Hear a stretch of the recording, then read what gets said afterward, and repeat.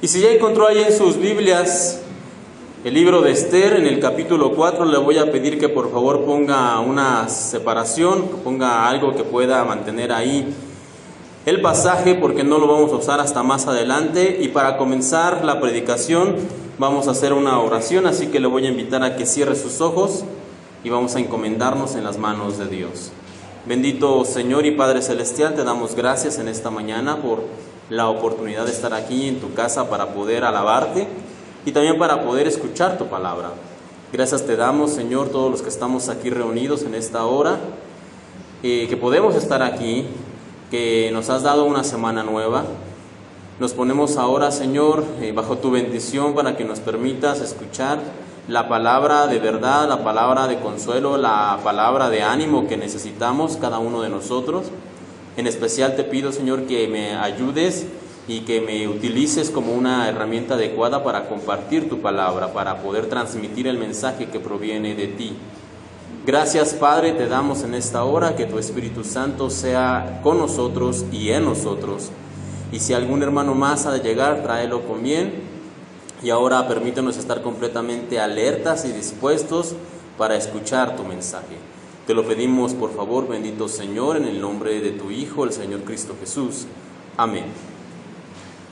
Ya el día de hoy tiene como título el mensaje "Para un tiempo como este". Ya nos lo comentaba Brandon durante el principio del culto.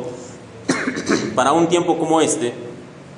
Y vamos a estar precisamente hablando en esta mañana del libro de Esther. Pero antes de comenzar, me gustaría que pudiéramos hacer un repaso de lo que hemos estado hablando en este mes de marzo, que vimos una serie de sermones que tiene como título Dios en el Antiguo Testamento. Y aunque es cierto que Dios está presente, su marca está ahí en toda la Biblia, de repente hay ocasiones donde no lo vemos o no lo vemos tan claro.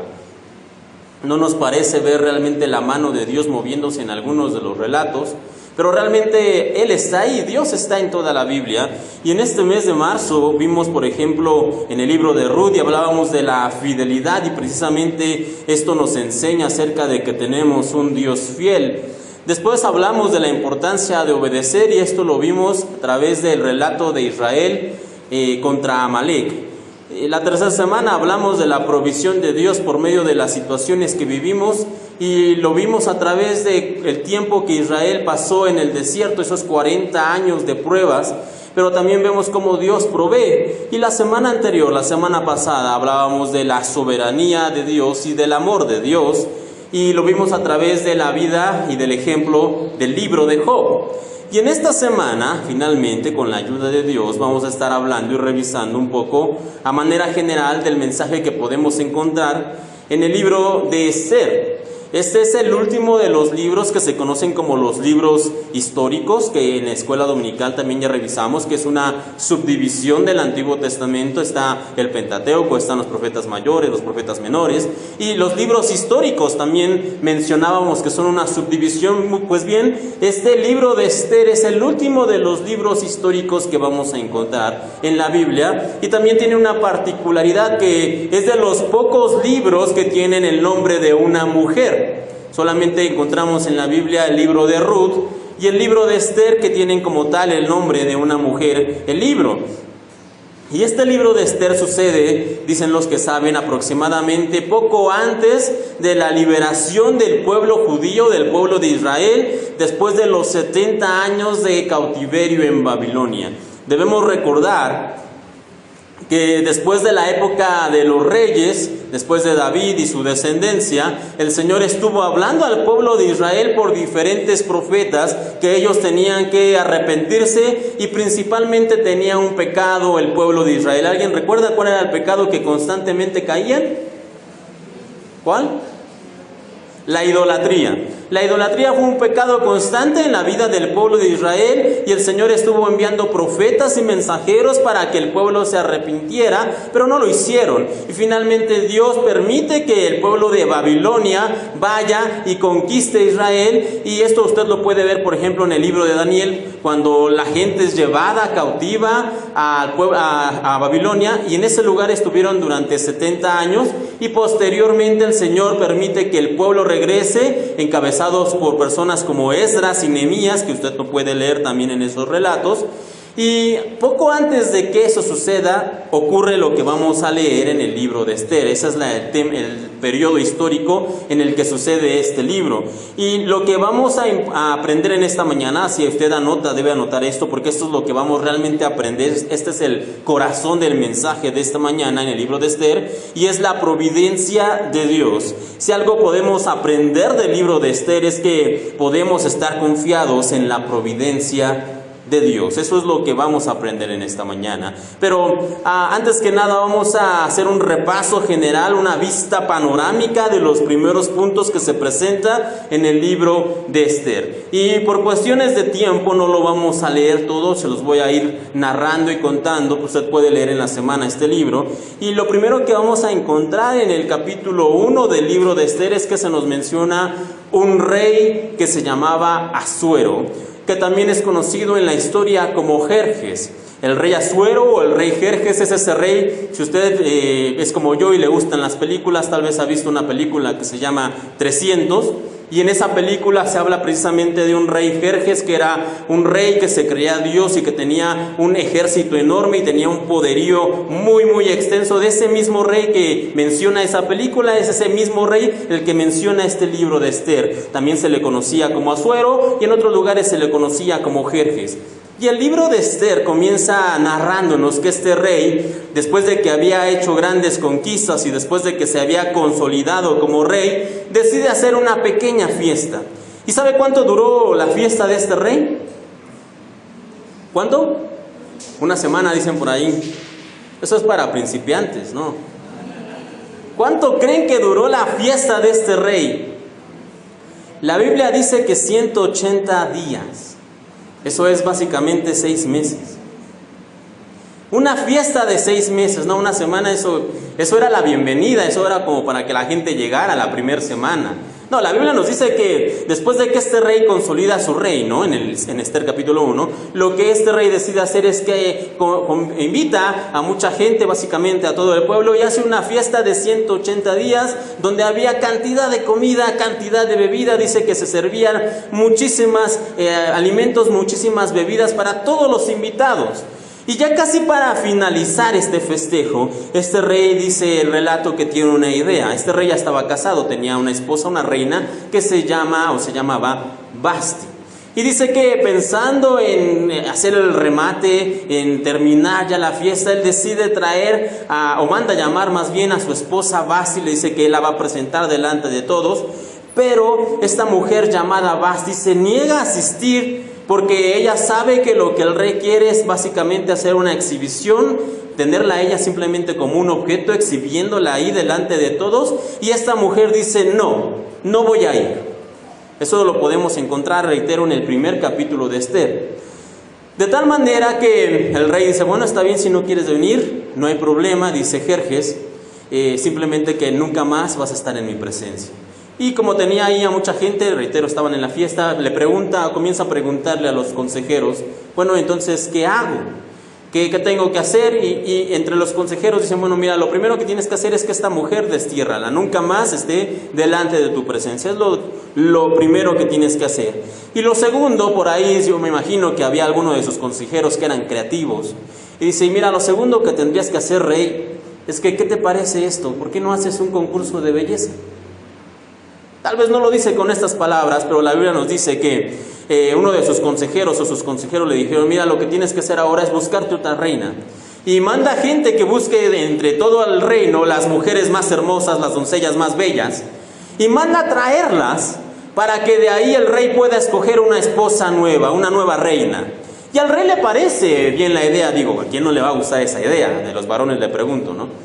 Y entonces el rey dice, adelante, manden traer, y traen, no nos dice la Biblia cuántas mujeres, pero sí se nos dice que mandaron a traer muchas mujeres. Y aquí para las hermanas que tenemos, imagínense, el concurso era más o menos, o la situación era más o menos la siguiente. Tenían que estar las mujeres durante 12 meses, es decir, un año en el palacio, pasando básicamente por diferentes tratamientos de belleza.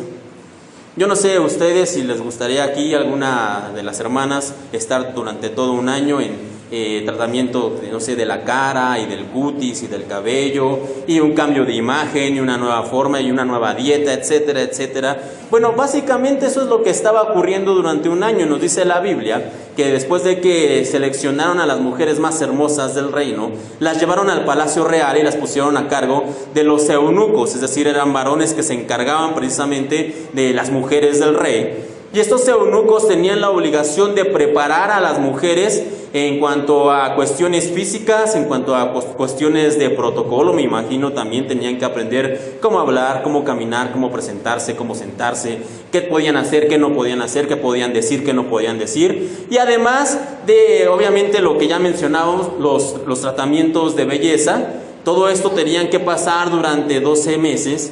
Y en esa situación es que entra nuestro personaje principal, por lo cual se llama el libro de Esther. Que realmente Esther no se llamaba Esther. ¿Alguien sabe cómo se llamaba? Su verdadero nombre, su nombre judío, por decirlo de alguna manera, era Hadasa.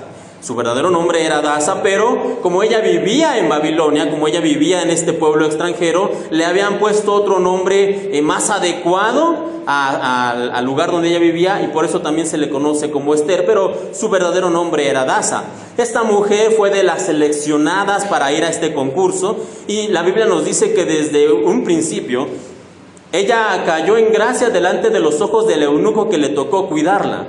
De hecho, le entregó 7 doncellas para que le ayudaran, y este eunuco estuvo con ella atento, ayudándole para que ella pudiera estar participando en esta elección. Y la Biblia nos dice que al cabo de los 12 meses tocó el tiempo de que las mujeres se presentaran e iban delante del rey, y era básicamente como una entrevista. La mujer llegaba, se preparaba para ir delante del rey, el rey la veía, imagino que platicaba con ella, la conocía un poco, y después la enviaba de regreso al lugar donde estaban las mujeres, y así fue una tras otra, tras otra, tras otra, hasta que llegó nuestra protagonista, hasta que llega Esther. Y dice la Biblia que Esther dejó básicamente encantado a Jerjes, a Asuero, a este rey, por su sencillez, por la manera en que ella era, y entonces ahí termina básicamente el concurso. Tenemos ganadora. Esther se convierte en la nueva reina de Babilonia, en la nueva reina de este imperio del rey Asuero. Y esta es toda la introducción, digamos, en los primeros 2 capítulos del libro de Esther se nos presenta esto. Pero Esther, nos dice la Biblia que era huérfana, pero quiero ver si ustedes ya recuerdan o han leído este relato. Tenía un familiar. ¿Alguien recuerda el nombre de este familiar? Mardoqueo. Muy bien, se nota que han leído la Biblia, pero quiero hacerles una prueba más. ¿Qué era el Mardoqueo de Esther? Su tío. Ok, no importa, léalo después bien en casa. Mardoqueo era su primo, no era su tío. A veces tenemos conciencia de que Mardoqueo, o de manera tradicional se nos menciona que Mardoqueo, el tío de Esther, el tío de Esther, el tío de Esther, y esto lo pensamos tradicionalmente porque la Biblia nos dice que Mardoqueo, después de que los padres de Esther habían fallecido, Mardoqueo adopta a Esther, y entonces eso hace en nuestra cabeza la idea de que Mardoqueo tenía cierta edad, era mayor que Esther, y muy probablemente sí, pero después en casa léalo con mayor atención. Mardoqueo no era tío de Esther, Mardoqueo era primo de Esther, porque él era sobrino de los padres de Esther. Entonces, si es sobrino, ¿cuál es el parentesco que tiene con Esther? Pues son primos. Entonces, solo como dato, de repente en nuestra lectura rápida hacemos conclusiones y hay cosas que damos por sentado, pero no, Mardoqueo no era tío de Esther, Mardoqueo era primo de Esther. Y Mardoqueo siempre estuvo al pendiente de su prima, no solamente cuando la adoptó, no solamente cuando la cuidó, sino también cuando se fue al palacio. Nos dice la Biblia que Mardoqueo estaba constantemente delante de las puertas del palacio para enterarse cómo iba su prima, qué pasaba, qué estaba sucediendo. Y pues me imagino que Mardoqueo, como algunos de nosotros, pues le gustaba estar con la oreja atenta, escuchando. Y nos dice la Biblia también que en cierta ocasión Mardoqueo se enteró que 2 consejeros del rey estaban haciendo un complot en contra de Asuero para poder matarlo. Esto sucede cuando Esther ya había sido elegida como reina, ella ya estaba ahí dentro del palacio, y entonces lo que hace Mardoqueo, nos relata la Biblia, es que toma a unos mensajeros y le manda decir a Ester lo que está pasando, y Ester le dice al rey. El rey hace una investigación, resulta que es verdad, y toma a estos dos personas que estaban en complot en contra de él y los manda pues colgar, los manda matar. Y hasta ahí. Después de esto no sucede nada más. La Biblia no nos dice que haya ninguna premiación, ninguna recompensa para Mardoqueo.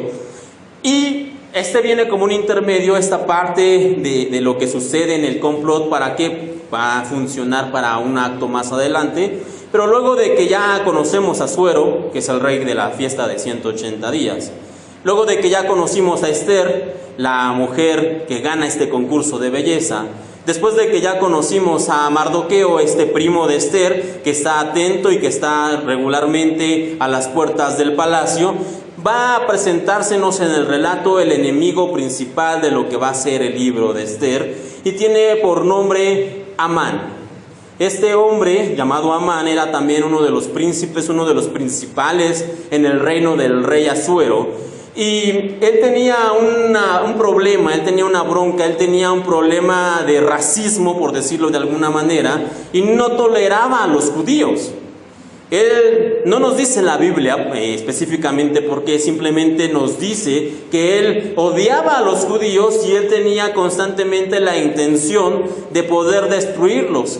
Y después de que estos consejeros, los que les contaba, fueron retirados, él llega a escalar algunas posiciones, se vuelve casi la mano derecha del rey, y cuando consigue esto, y a raíz de un problema que también tiene con Mardoqueo, este hombre llamado Amán convence al rey de una cosa. Le dice: mira, estos judíos, este pueblo que está aquí como extranjero, son un problema para el reino. Y le lava básicamente la cabeza al rey Asuero y le dice: ¿qué te parece si los destruimos? E incluso Amán llega a decirle al rey: si tú me permites destruir a los judíos, yo te voy a pagar. Le dice: yo te voy a dar tantas piezas de plata si tú me permites, rey, destruir a los judíos. Pero el rey, simplemente como no vio en ese momento malicia en las palabras de Amán, y como se dejaba hasta cierto punto chantajear o controlar por él, dice: mira, Amán, guarda tu dinero, si esta es tu intención, si eso es lo que quieres hacer, adelante. Dice la Biblia que el rey se retira su anillo. El anillo es la parte en la que se sellan los edictos reales. Le dice: mira, Amán, haz lo que tú quieras, hazlo como te parezca bien, hazlo. Y entonces Amán escribe un edicto a nombre del rey diciendo que X día, el día como tal, en la Biblia nos dicen unos meses que no son nuestros meses, pero si usted quiere saber la fecha, es el 7 de marzo conforme a nuestro calendario. Entonces Amán escribe este edicto que les estoy contando. Y le dice a las principales provincias, manda mensajes y dice: el 7 de marzo, todos tienen la autorización de parte del rey de ir en contra de los judíos, de hacerles guerra, de matarlos, y como recompensa ustedes se pueden quedar todo lo que le quiten a estos judíos que asesinen. Esa es la recompensa. Y dicen que películas como La Purga están locas, ¿no? Pues básicamente es lo mismo que estaban diciendo ahí.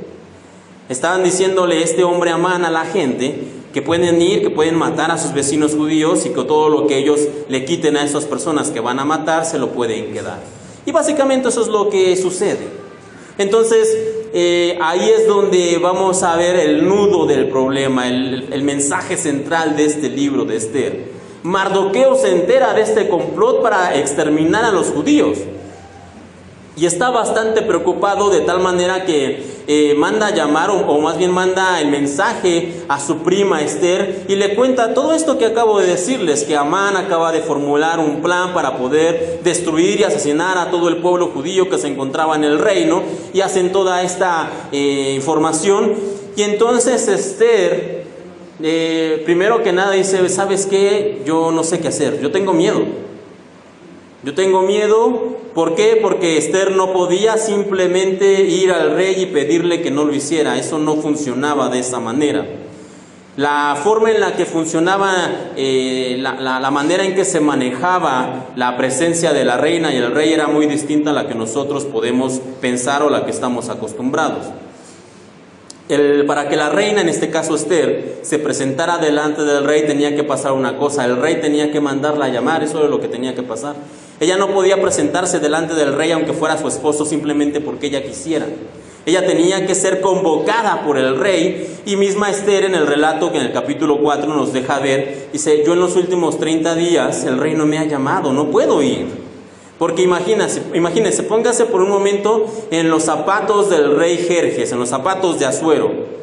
Su primera esposa o su otra esposa Vasti, cuando la manda a llamar, no viene. Y esta segunda esposa Esther viene cuando no la manda a llamar. ¿Qué iba a pensar la gente de Jerjes? ¿Qué iba a pensar la gente de Asuero? No sabes controlar a tu mujer, no sabes controlar a tu esposa, le iban a decir.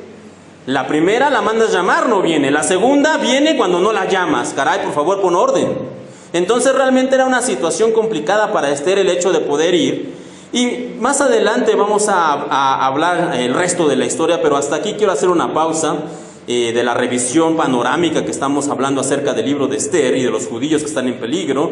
Ya conocemos, reitero, los personajes, ya conocemos a Asuero, ya conocemos a Esther, ya conocemos a Mardoqueo y ya conocemos a Amán. Esos 4 son los personajes principales y que necesitamos conocer en el relato. Y reitero, antes de continuar es importante que analicemos a nuestro personaje principal, que es Esther, porque no por nada este libro se llama Esther. Porque los 4 personajes aparecen casi en igual medida, tanto Jerjes como Mardoqueo, como Amán, como Esther, pero el libro no se llama Mardoqueo, ni se llama Amán, ni se llama Jerjes, el libro se llama Esther. Y si se llama Esther es porque Esther es el personaje principal, y entonces hay algo que podemos aprender entonces de esta mujer. Y de hecho, en esta mañana vamos a mencionar 3 cosas que podemos aprender de Esther. Y si usted anote esto, esas son las 3 cosas que vamos a estar aprendiendo acerca de Esther. Que Esther, primero que nada, era una mujer obediente. Número 2, Esther era una mujer de ayuno. Y número 3, Esther era una mujer de acción. Una mujer obediente, una mujer de ayuno y una mujer de acción. Y ahora sí, primer punto, Esther era una mujer obediente, y aquí no me refiero al género, es decir, no estoy hablando ni voy a hablar de que las mujeres tienen que ser obedientes. No estoy hablando de género, no estoy hablando solamente de las mujeres, para nada. Aquí estoy hablando de que todos, tanto hombres como mujeres, debemos aprender de Esther a ser obedientes. Así como ella fue obediente en todo momento, nosotros también tenemos que aprender a ser obedientes, y para ser más específico tendremos que aprender a obedecer a Dios. Eso es lo que nosotros como cristianos tenemos que aprender. En una época, al día de hoy, donde se pretende creer que las enseñanzas bíblicas ya son arcaicas y obsoletas, que ya están pasadas de moda, que ya no sirven, que eso es para viejitos, eso es más relevante entonces al día de hoy. Se nos dice o se nos pretende enseñar que nadie puede tener la verdad absoluta, y por lo tanto creer que la verdad está en la Biblia es un error. También estamos mal. O que no importa lo que hagamos siempre y cuando nos sintamos bien, no importa nuestras preferencias, nuestros gustos, lo que hagamos, no importa, siempre que te sientas bien, eso es correcto. Pero también es una equivocación.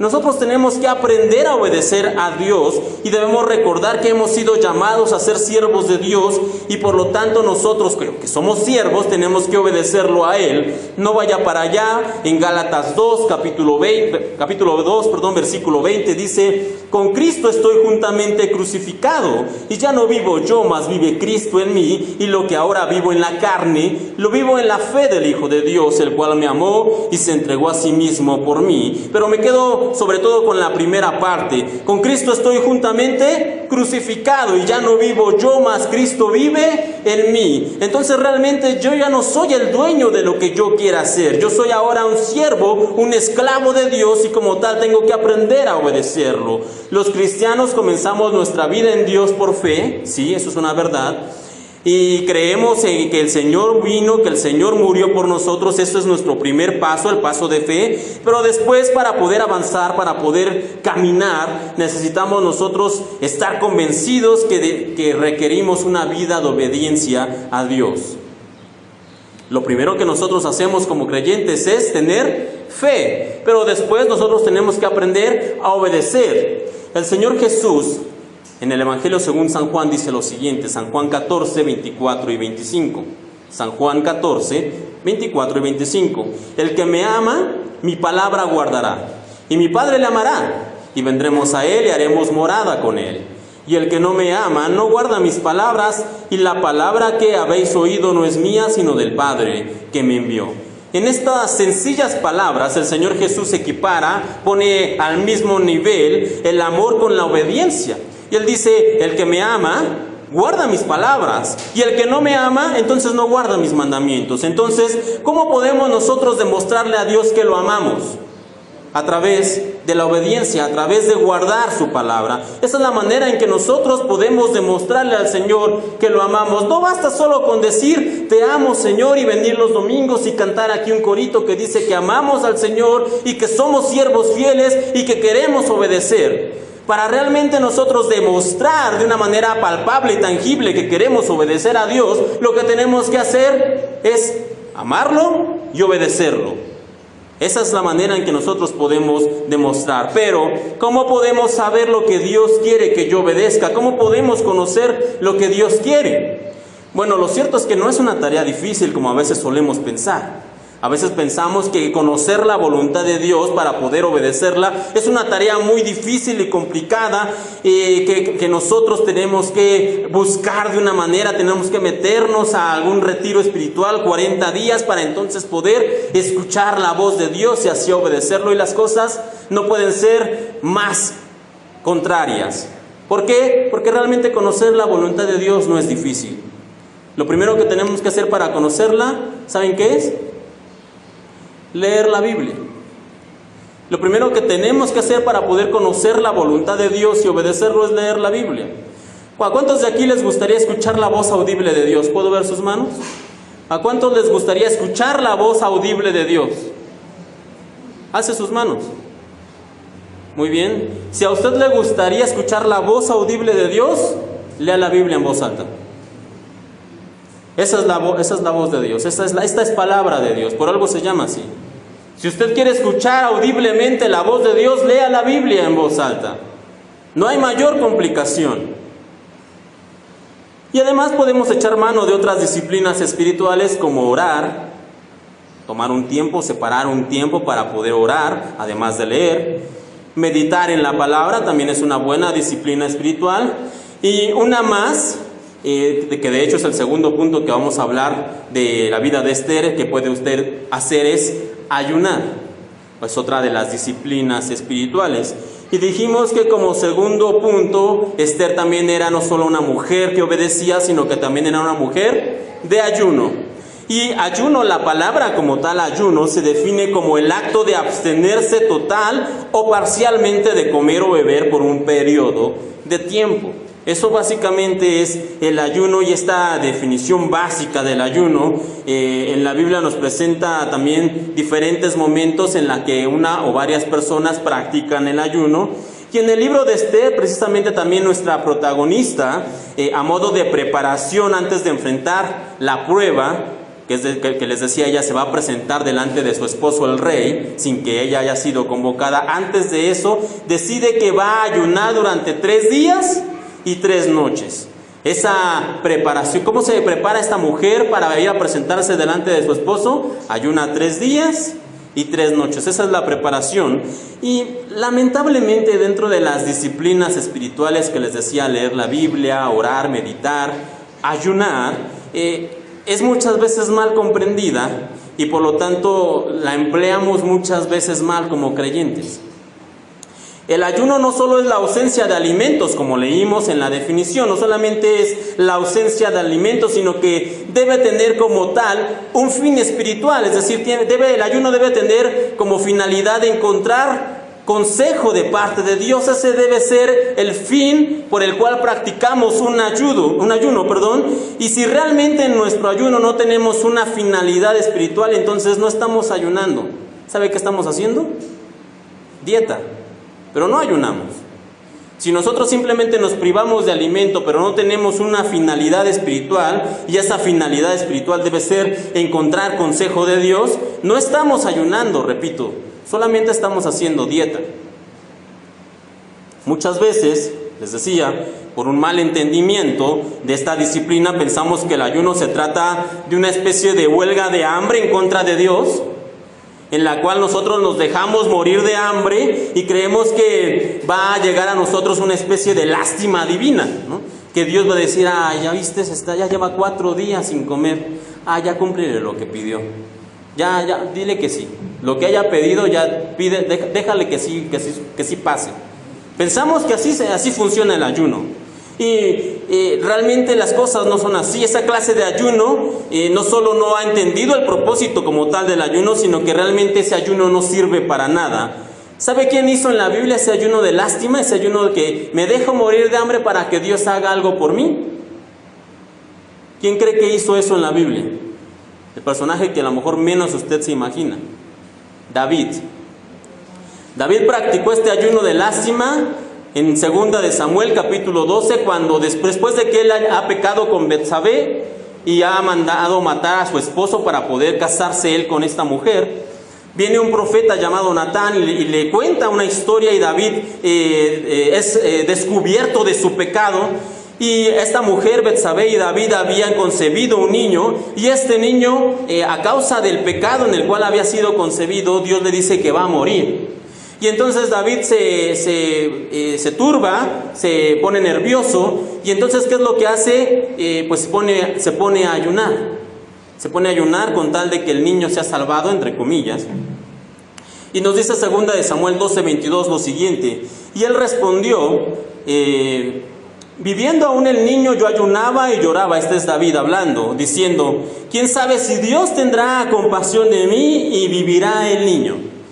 Y esto, ¿por qué lo dice? Porque mientras el niño estaba enfermo, estuvo en agonía durante algunos días, David, como les decía, se puso a ayunar, como dice aquí, porque quién sabe si Dios tendrá compasión de mí y vivirá el niño. Por eso es que él ayuna. Pero después de que el niño muere, nos dice el relato que los sirvientes no sabían si decírselo o no, porque decían ellos, mira, si cuando el niño estaba todavía vivo, mira cómo se puso, ahora que se entere que el niño murió, ¿cómo se va a poner? Y entonces, cuando se entera David de que el niño murió, simplemente dice el relato que él se levantó, sacudió, se limpió, y entonces comenzó a comer de nueva cuenta. Y les digo, a veces solemos pensar que en la Biblia todos son ejemplos a imitar, pero no. En la Biblia a veces está claro y distinguible lo bueno y lo malo, pero en otras ocasiones no. Y en esta ocasión, el ayuno que hace David para nada es un ejemplo a imitar. De hecho, es todo lo contrario, no está tan claro, reitero, a veces en la Biblia, pero aquí la forma en la que David está ayunando es una forma completamente equivocada. ¿Por qué? Porque lo que David debió haber hecho, si él iba a ayunar, y si realmente quería ayunar, lo que él tendría que haber hecho es ayunar y dirigir su ayuno a reconocer su pecado, primero que nada. Porque ¿notó en algún punto que David reconoce que ha pecado? No, David está ayunando, pero no reconoce que ha pecado. Después, segundo punto, tendría que haber dirigido su ayuno a pedir perdón. ¿En algún punto lee usted que David estaba reconociendo su pecado y pidiendo perdón? No, y en tercer punto, él debió dirigir su ayuno a rogarle a Dios por la vida de su hijo, un inocente que nada tenía que ver en todo este asunto, que él había pecado. No, David simplemente, reitero, lo único que hace es, híjole, mi hijo o el niño está muriendo, me dejo morir de hambre, ¿okay? Hago un ayuno, huelga de hambre, para que Dios, como él mismo lo dice, ¿quién sabe si Dios tendrá compasión? ¿De quién? De mí. Ese ayuno, ¿a quién estaba dirigido? A él, a David. No a Dios, ni por el niño, ni por la mujer, ni por el hombre que había mandado a asesinar. Ese ayuno es completamente egoísta. Reitero, ese ayuno simplemente era una huelga de hambre, queriéndole torcer la mano a Dios para que el niño viviera. Si David hubiera hecho, reitero, el ayuno, pidiendo perdón, reconociendo su pecado y rogando por la vida del niño, ¿qué cree que habría pasado? Muy probablemente el niño habría vivido. Pero reitero, a veces hacemos, como esta disciplina espiritual, las cosas mal. El ayuno no sirve para ablandar el corazón de Dios. El ayuno es para ablandar nuestros corazones, para escuchar su voluntad y seguir su consejo. En Esther, cuando vemos que ella y muchos más ayunan, usted lo puede leer, acompáñeme ahora sí, como le había dicho, a Esther capítulo 4, vamos a leer el versículo 15 y el versículo 16. Capítulo 4, 15 y 16 dice, y Esther dijo que respondiesen a Mardoqueo, ve y reúne a todos los judíos que se hallen en Susa, y ayunad por mí, y no comáis ni bebáis en 3 días, noche y día. Yo también con mis doncellas ayunaré igualmente. Y entonces entraré a ver al rey, aunque no sea conforme a la ley, y si perezco, que perezca. ¿Para qué ayunó aquí Esther? Para que Dios le diera fuerza. No, aquí no dice Esther que estaba ayunando para eso. ¿Para qué ayunó? Para recibir el favor del Señor, para que el Señor le concediera favor, no. Para que las cosas le salieran bien. Voy a ayunar 3 días y 3 noches para que las cosas me salgan bien. Para eso ayunó Esther, no. Esther sabía lo que iba a hacer y que eso podía costarle la vida. ¿Y saben qué? Esther no sabía cómo hacerlo. Esther sabía que tenía que ir y presentarse delante del rey, pero no sabía cómo hacerlo. Y entonces, ¿para qué ayuna Esther? Realmente el ayuno de Esther es para que Dios se ponga en contacto, se ponga en comunión con ella, Dios y Esther, Esther y Dios, y entonces Esther pueda conocer la manera de hacer las cosas. Privarse del alimento, es decir, ayunar, es muchas veces la manera en la cual nosotros podemos escuchar y recibir una instrucción de parte de Dios. Ayunar como tal es una manera física que tenemos para demostrarle a Dios que para nosotros, como sus hijos, para nosotros como cristianos, es más importante recibir su consejo que recibir una buena comida. Una vez más, ayunar es la manera física que tenemos nosotros para demostrarle a Dios que es más importante para nosotros recibir su consejo que recibir una buena comida. No por nada, el ayuno más famoso, el ayuno más importante de todos, menciona las siguientes palabras, Mateo 4:4, el ayuno del Señor durante 40 días. Y el Señor dice, escrito está, no solo de pan vivirá el hombre, sino también de toda palabra que sale de la boca de Dios. Y aquí el mismo Señor está diciendo, es más importante el consejo de Dios que una buena comida. Por eso es que ayuno, porque busco el consejo de Dios, porque busco la instrucción de Dios, porque no sé qué hacer como la reina Esther.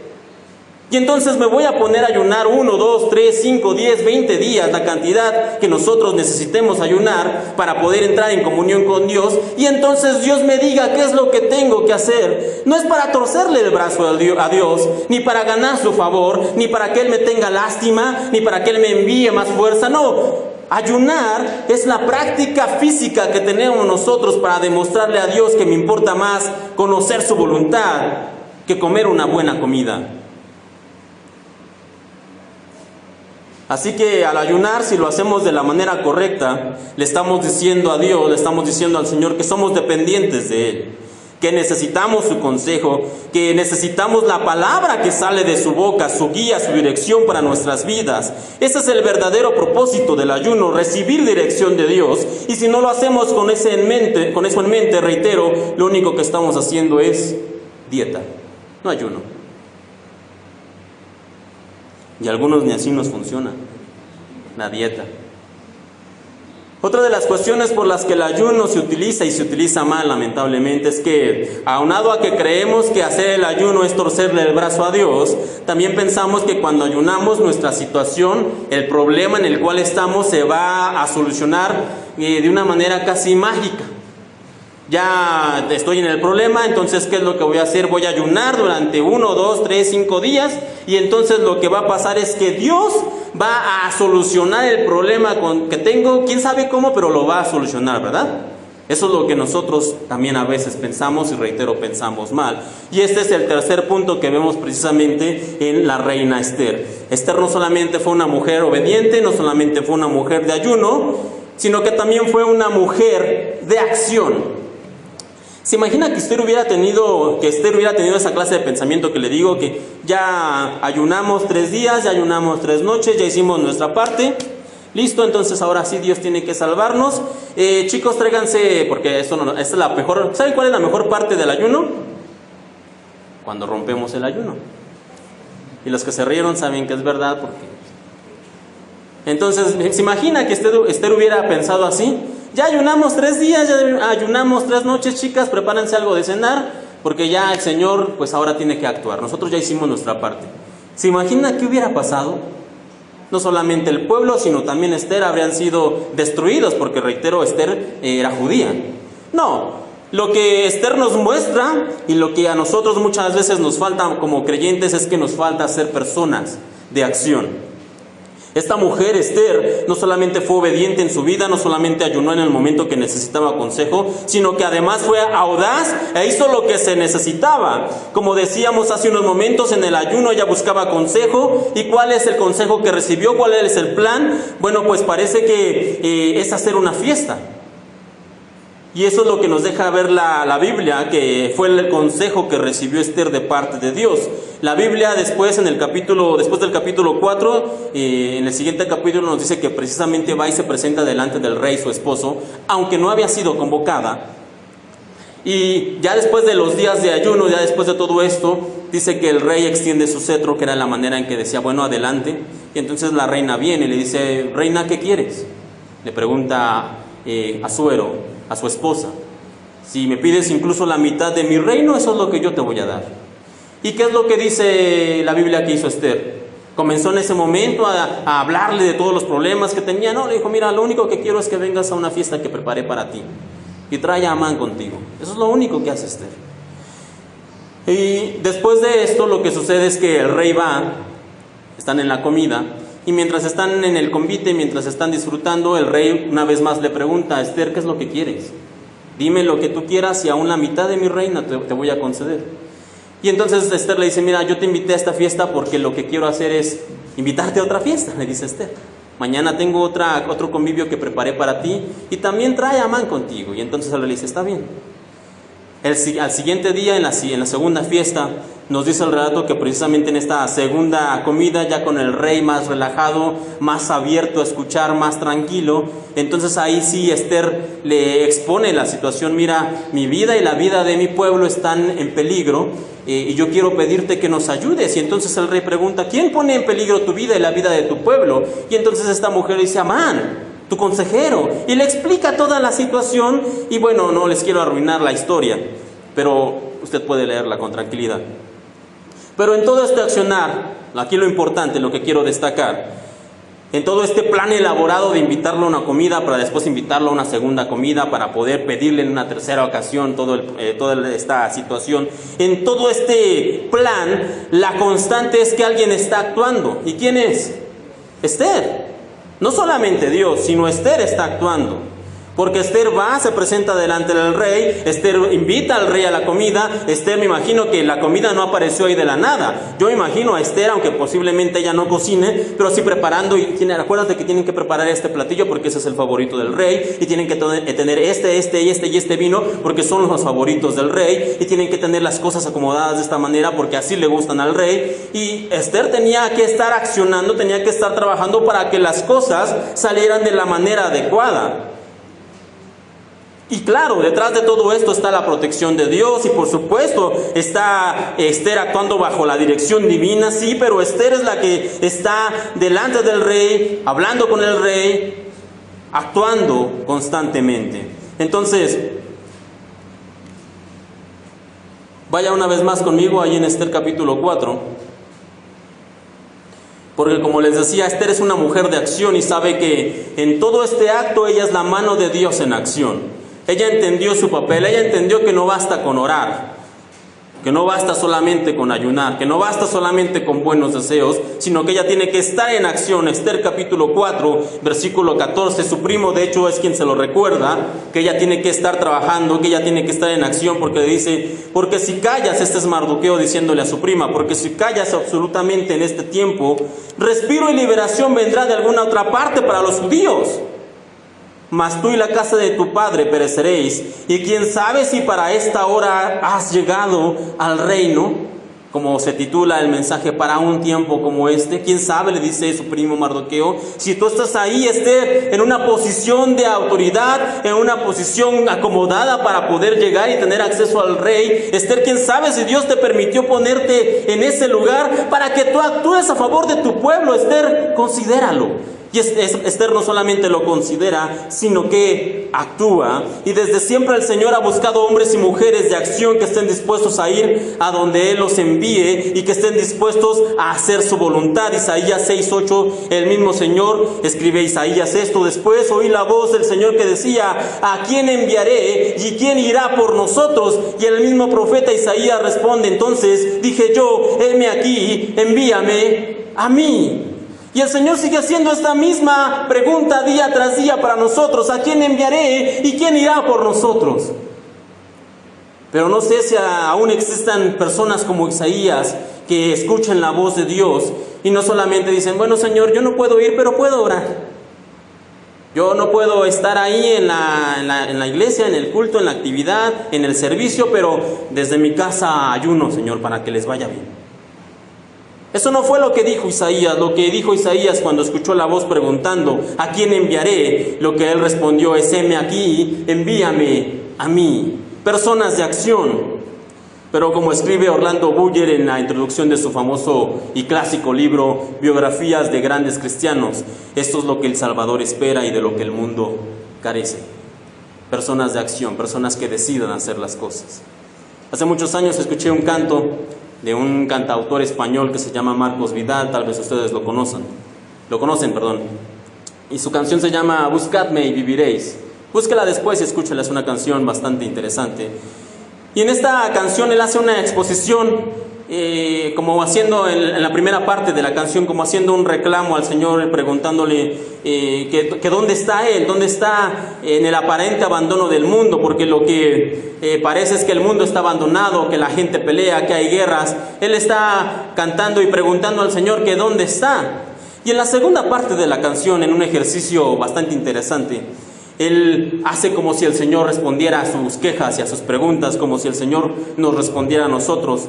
Y lo que dice esta canción a manera de que el Señor respondiera es lo siguiente: después de que nos quejamos que todo va mal, que todo está de mal en peor, que las guerras continúan, lo que escribe el cantautor es lo siguiente, como si Dios respondiera: ¿dónde están aquellos hombres como Elías que dejaron todo por seguirme a mí?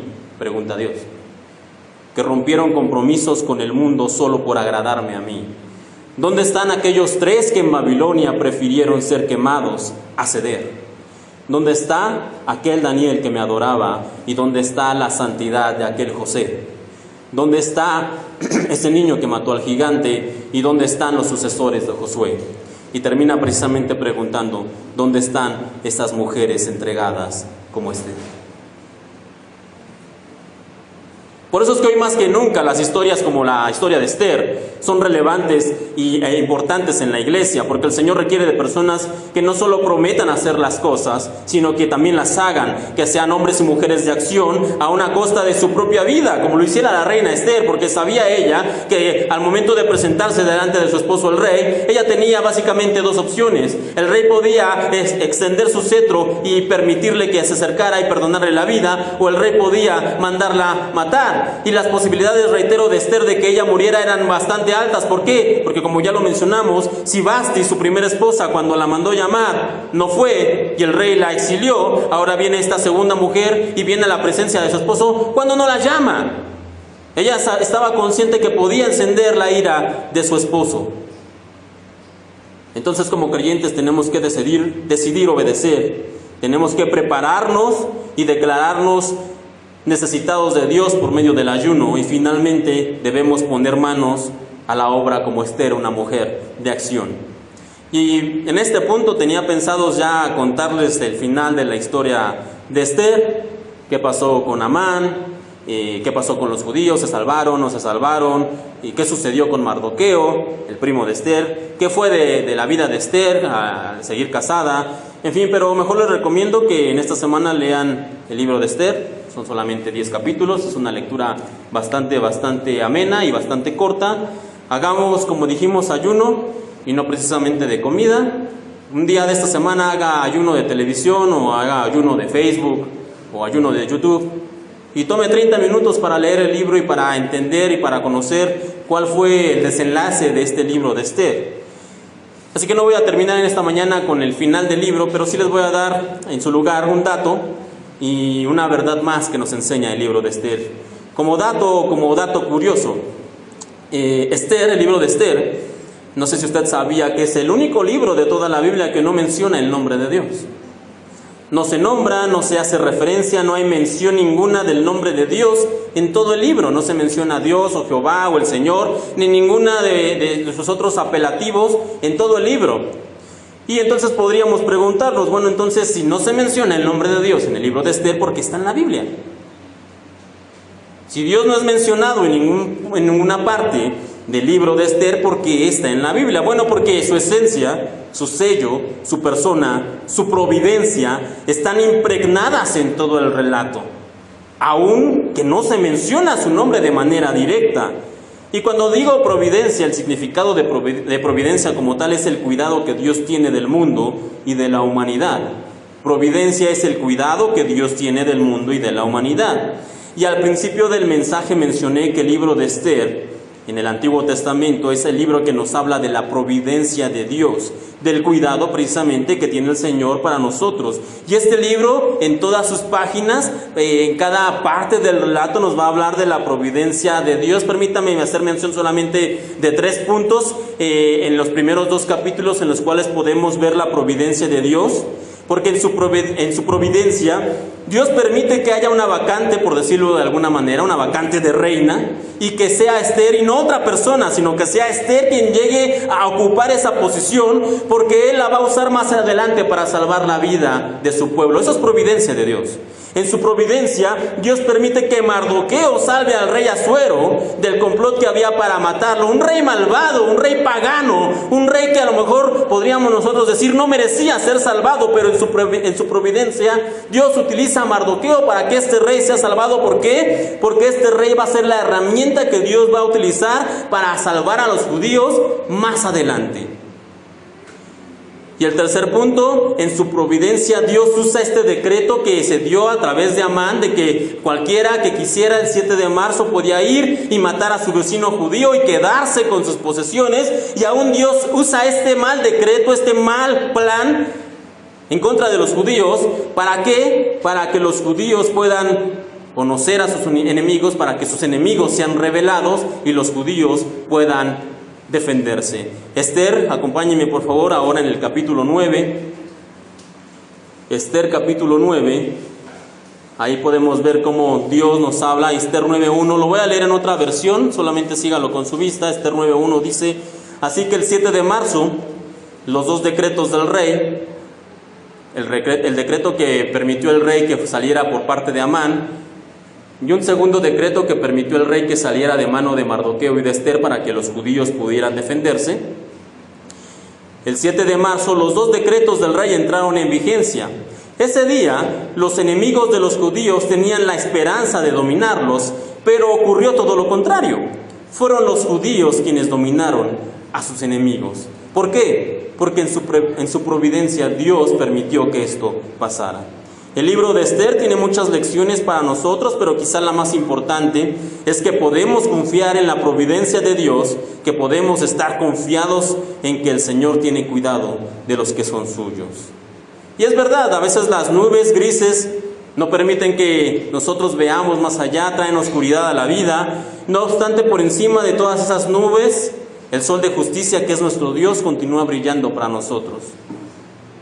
Y aquí quiero hacerles 3 preguntas. ¿Quiénes de ustedes quieren ver al Señor cuando detiene la tormenta? ¿Quiénes de ustedes quieren ver al Señor cuando detiene la tormenta en su vida? ¿Están seguros? Solamente que primero tiene que haber tormenta. ¿Cuántos de ustedes quieren ver al Señor multiplicando panes y peces? ¿Cuántos? Solamente que primero debe haber escasez de alimento. ¿Cuántos de ustedes quieren resucitar así como el Señor lo hizo? Solamente que primero hay que morir a nuestra pasada manera de vivir para que entonces podamos resucitar. Es probable que en este tiempo estés pasando por alguna prueba, por alguna dificultad, que alguna situación complicada esté llegando a tu vida y no veas de dónde vendrá la salida o cómo Dios va a actuar, o no veas cómo es que va a suceder la providencia de Dios. Pero imagine por un momento que usted es judío y estuviéramos, no sé, en una sinagoga en la época de Esther. Y de alguna manera uno de nuestros compañeros judíos sabe el plan de Dios. No me pregunte cómo, pero él sabe. Y que ese compañero viene, nosotros estamos reunidos y estamos pues temerosos porque hemos escuchado que hay un decreto real que dice que el 7 de marzo nuestros vecinos van a poder levantarse y van a poder atacarnos y van a poder matarnos a nosotros, a nuestras esposas y a nuestros hijos, y se van a quedar con todo lo que tenemos. Y nosotros, claro, estamos preguntándonos ¿qué vamos a hacer? Pero de repente les digo, uno de nuestros compañeros viene y de alguna manera sabe que el Señor tiene un plan y dicen: muchachos, no se preocupen. Pero ¿cómo no nos vamos a preocupar? ¿Que no acabas de escuchar el decreto? Nos van a matar. No me pidas que no esté preocupado. Y entonces dice: mira, no tienes que preocuparte porque la providencia de Dios ya está actuando. La reina Esther es judía. ¿Cómo va a ser judía si es la esposa del rey? No vengas a contarnos cuentos. ¿Cómo es que Esther va a ser judía? Sí, la reina Esther es judía. No solamente eso, sino que Dios ha guardado la vida de Jerjes, la vida de Asuero, para que Él nos proteja. Con ganas de soltarle tres zapes al que nos está diciendo eso, ¿no? Si el rey es el que firmó el decreto para matarnos, ¿cómo es que el rey nos va a proteger? ¿Cómo es que Esther, la reina, es judía? A ver, explícame por favor. Sí, tranquilo, la providencia de Dios ya puso en el lugar de posición de autoridad a una judía. Guardó la vida de Jerjes, porque Jerjes va a ser el que va a escribir el decreto que va a guardar nuestra vida. Y la providencia de Dios ya está actuando para que a nosotros todo nos vaya bien. No se preocupen, no teman, estén tranquilos. ¿Qué haríamos con esa persona? 3 patadas hacia la calle, ¿no? Estamos hablando en serio y tú no te tomas las cosas en serio, caray. Estamos aquí realmente deliberando qué vamos a hacer y tú vienes a contarnos cuentos de hadas, ideas de niños. Lamentablemente muchas veces así tomamos la palabra de Dios. Vemos como el Dios que ayudó a un niño pastor para vencer a un gigante que lo sobrepasaba, y leemos y es bonito y es lindo, pero a veces no lo creemos. Vemos al Dios que con un pueblo marchando 7 veces alrededor de una ciudad, y el 7º día haciéndolo 7 veces, caen las murallas y toman toda una ciudad que era aparentemente inconquistable, y leemos: wow, es increíble, pero no lo creemos.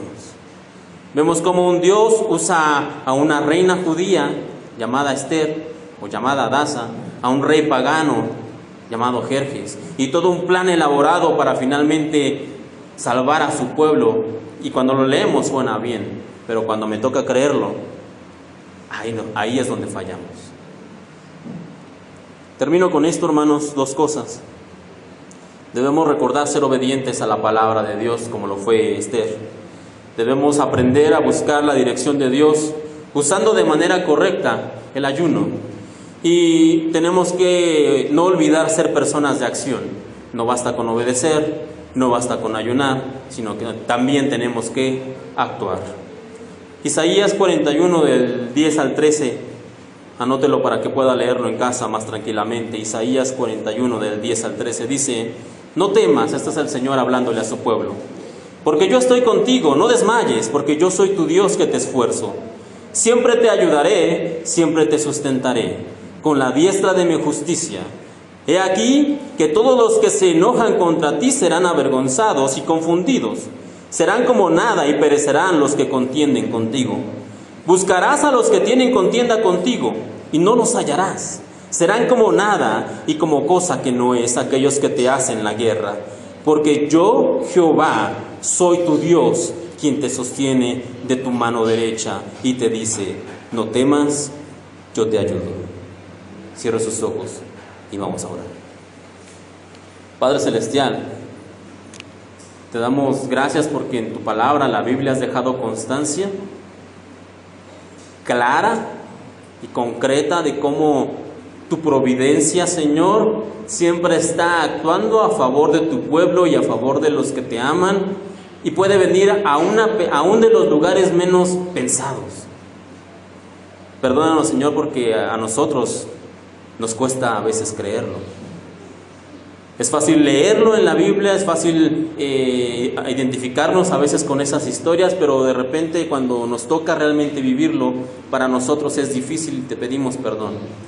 Te pedimos perdón y te pedimos tu ayuda para que podamos realmente estar convencidos y realmente poder creer completamente que tu providencia está actuando a favor de nosotros, que tú tienes cuidado de nosotros, que tú tienes cuidado de tu pueblo, aún en medio de la peor tormenta, aún en medio de la mayor dificultad, aún en medio de la enfermedad, aún en medio del dolor, aún en medio de la prueba, de la dificultad, Señor, más grande que podamos haber tenido en nuestras vidas. Aún ahí tu providencia está actuando y va a llegar, Señor, aun cuando no lo veamos.